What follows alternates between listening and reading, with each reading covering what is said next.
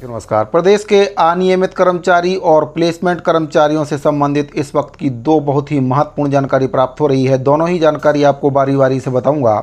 इससे पहले आपसे निवेदन है कि अगर आप पहली बार चैनल पर आए हैं तो चैनल को सब्सक्राइब जरूर करें ताकि आपको कर्मचारियों से संबंधित जानकारी लगातार इस चैनल के माध्यम से मिलती रहे। साथियों, पहले बात करते हैं अनियमित कर्मचारियों के संबंध में। तो नगरीय निकाय अनियमित कर्मचारी महासंघ से संबंधित जानकारी प्राप्त हो रही है।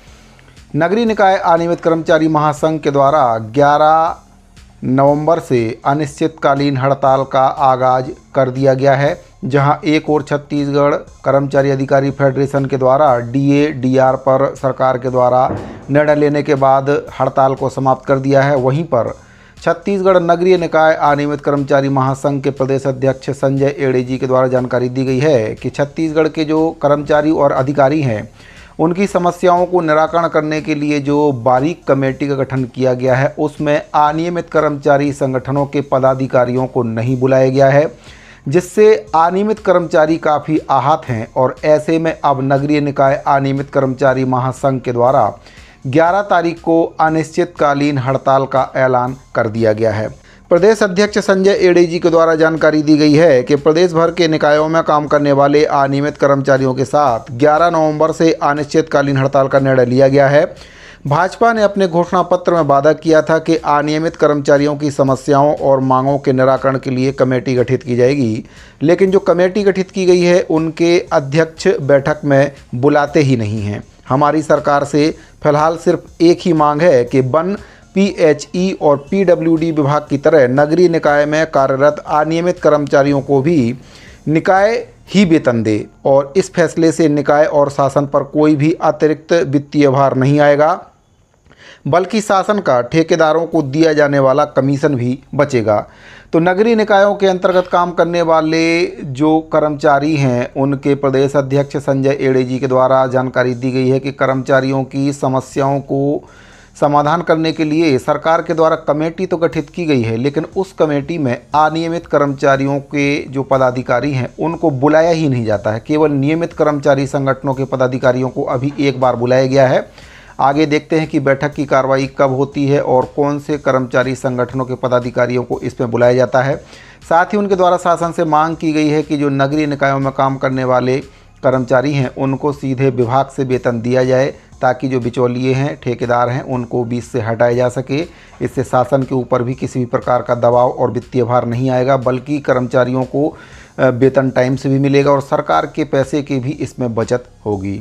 अब बात कर लेते हैं आउटसोर्स कर्मचारियों को विभाग से वेतन देने के संबंध में। तो साथियों, यहाँ पर मैं आपको बताना चाहूँगा कि 2018 में एक आदेश जारी किया गया था जिसमें प्रदेश के आउटसोर्स कर्मचारियों को सीधे विभाग से वेतन देने के लिए निर्देशित किया गया था, और उनको आज तक विभाग से सीधे वेतन मिल रहा है और उनको श्रम सम्मान राशि भी मिल रही है।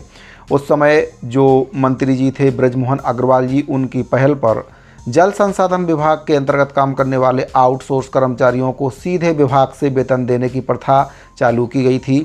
वर्तमान में अगर देखा जाए तो कई विभागों में कर्मचारी प्लेसमेंट के तौर पर अपनी सेवाएं दे रहे हैं। कई वर्षों से वे प्लेसमेंट के तौर पर काम कर रहे हैं और आए दिन उनके द्वारा मांग की जाती है कि कर्मचारियों को सीधे विभाग से वेतन दिया जाए, बिचौलियों को बीच से हटाया जाए, कर्मचारियों का शोषण करने वाले ठेकेदारों को बीच से हटाया जाए और सीधे उनको विभाग से वेतन दिया जाए। अगर कर्मचारी को सीधे विभाग से वेतन मिलता है तो फिर आगे चलकर उनका नियमितीकरण, स्थायीकरण का मार्ग भी प्रशस्त होगा।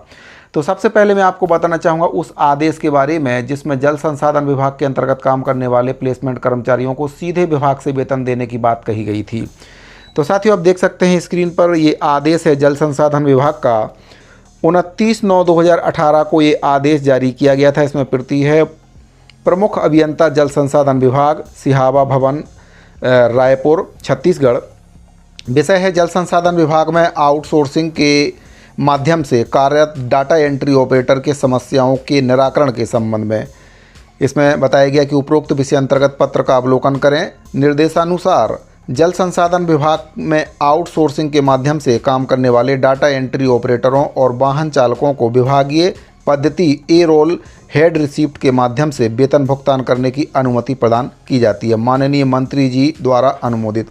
उस समय 2018 में ब्रजमोहन अग्रवाल जी मंत्री जी थे और उनके द्वारा ये पहल की गई थी। तब से लेकर अब तक जो जल संसाधन विभाग के अंतर्गत काम करने वाले आउटसोर्स कर्मचारी हैं उनको सीधे विभाग से वेतन दिया जा रहा है।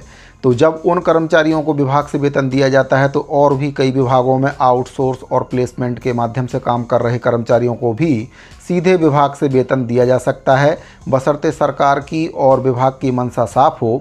क्योंकि अब वर्तमान में भाजपा की पार्टी है और भाजपा के जो मंत्री हैं ब्रजमोहन अग्रवाल जी, उनके द्वारा ये अच्छी पहल की गई थी, जिसका लाभ आज तक जल संसाधन विभाग के आउटसोर्स कर्मचारियों को मिल रहा है।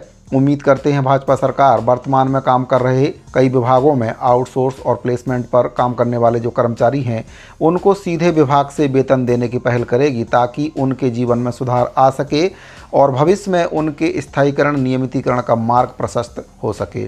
तो साथियों, अनियमित कर्मचारियों की, नगरीय निकाय के अंतर्गत काम करने वाले अनियमित कर्मचारियों की हड़ताल और प्लेसमेंट आउटसोर्स कर्मचारियों को सीधे विभाग से वेतन देने को लेकर ये दो बहुत ही महत्वपूर्ण जानकारी प्राप्त हो रही थी। जानकारी अगर आपको पसंद आई हो तो वीडियो को लाइक और अपने साथियों को शेयर जरूर करें। इस वीडियो फिलहाल इतना ही, मिलते हैं अगले वीडियो में। अभी के लिए दीजिए इजाज़त, धन्यवाद।